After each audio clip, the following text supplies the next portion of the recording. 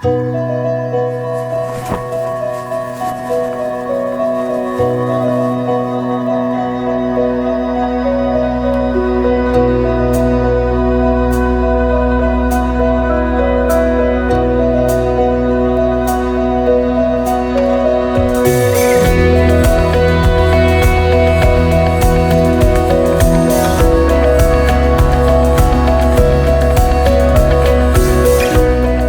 שמחים ונרגשים להגיע למעמד הזה, להנחת אבן הפינה, לפרויקט טכנופארק אבן יהודה.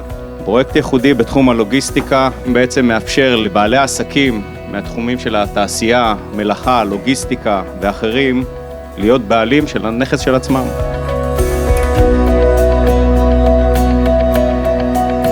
רק לפני 5 שנים חלמנו לפתח את אזור התעשייה. היישוב הזה זקוק לתעסוקה, למסחר.